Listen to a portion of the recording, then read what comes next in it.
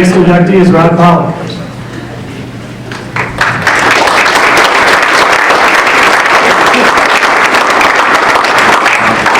Pawlik was a two-sport student athlete at the University of Indianapolis, graduated in 1976. While he played basketball for 2 seasons, he was best known for his work on the gridiron. Rod served as the quarterback for the football team from 1972 to 76, and until recently was the only quarterback in university history to lead the Hounds to the NCAA playoffs. Pawlik's work on the field stood the test of time. He still holds spots in the UIndy record book for pass completions, passing yardage, passing touchdowns, total offense, and touchdowns responsible for. And his 1975 squad was inducted into UIndy Athletics Hall of Fame in the 2003 year. During his freshman season, he was named the team MVP, and a year later, he was made captain of the squad. His junior year, Rod was selected to receive the NCAA Postgraduate Scholarship. After his successful career as a student athlete, Pawlik moved to coaching football for 35 years, including stops at UIndy, Valparaiso University, and Mishawaka, Mount Vernon, Knox, and Penn High School. During his 16-year stint at Penn High School, where he served as a teacher, he led his team to 4 state titles and 3 runners-up. Congratulations to Rod Pawlik, a 2016 University of Indianapolis Hall of Fame inductee.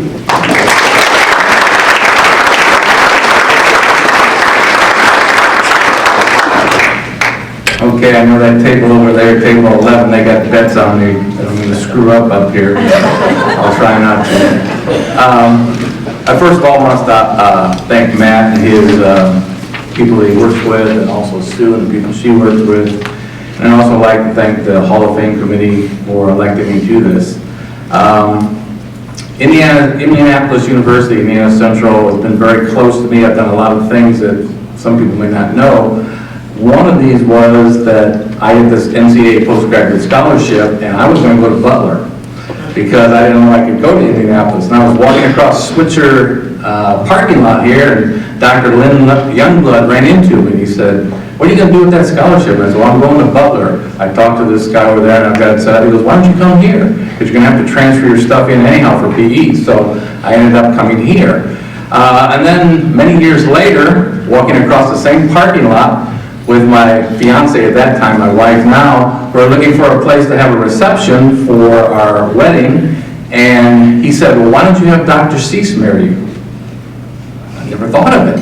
So I called Dr. Cease, and Dr. Cease married Lisa and I, along with Reverend, I can't remember what his name was, over there at the church across the street here, and we had a reception here in Indianapolis.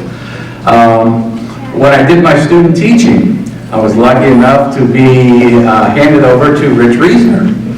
And I tell the story about when I walked in for the first day, he was walking out the door, said, "I'll see you later." And then I think I saw him the last day I was there. He came back and said, "How'd it go?" So Rich has always helped me out with things. I'd like to thank Coach Bless. I was about a week from going to Wabash College, and Coach Bless called my home and asked me to come down here to visit. I came down with my dad, and we visited, and he said, "We'd like you to come play football," and the rest is history. I was lucky enough to coach with Coach Bless for a year, and I learned a lot about the man when I worked with him for that year. He would have given the shirt off his back to his player. He was just a wonderful person, wonderful coach, and you can tell that because he has 3 sons, and they are all 3 very successful coaches, and I'm sure they learned everything they've gotten is from Coach Bless.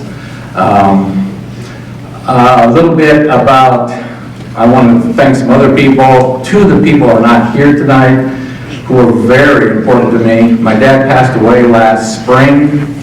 My mom, believe it or not, she had a heart attack yesterday, a mild heart attack, and that's why my sister's not here. She used to drag her along to all the games, but she's back with my mom. She's okay, but those 2 people took me wherever I needed to go. They never missed a game. They were at every game. Didn't matter if it was down to Swanee, Tennessee, or it was Wittenberg for the playoff game there. At every game I played. And I know my dad's looking down at me right now. He's very proud of what's happened to me.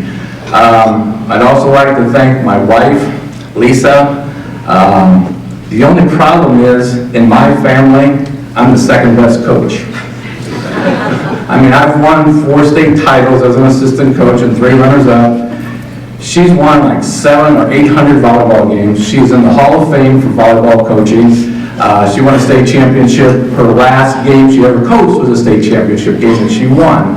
So, but we've helped each other a lot with coaching and being able to talk about different things, and so the support we got from that. I'd also like to thank my daughter, who is going into education. I tried to talk her out of it, but she won't listen.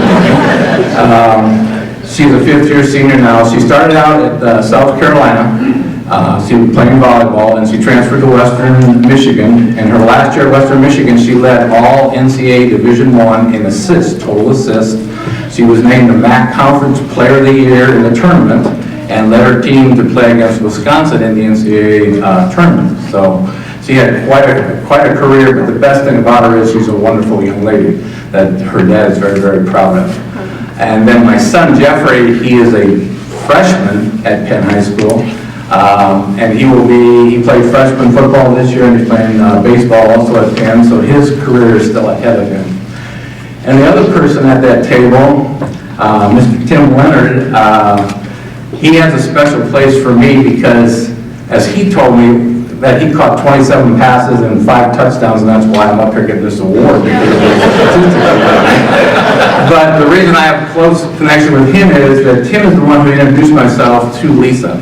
And without him, I would have never met my wife, and I would not be the man I am today if it wasn't me and my wife. So thank you, Tim. And then the 4 guys over there that we spent lots of time together and playing and stuff, and 2 of them are already Hall of Famers.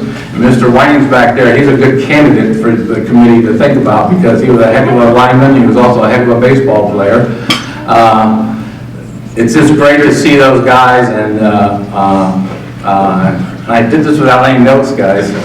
I just come here and talk about it. So they didn't think I could do it. So thank you again, and I appreciate everything. Thank you.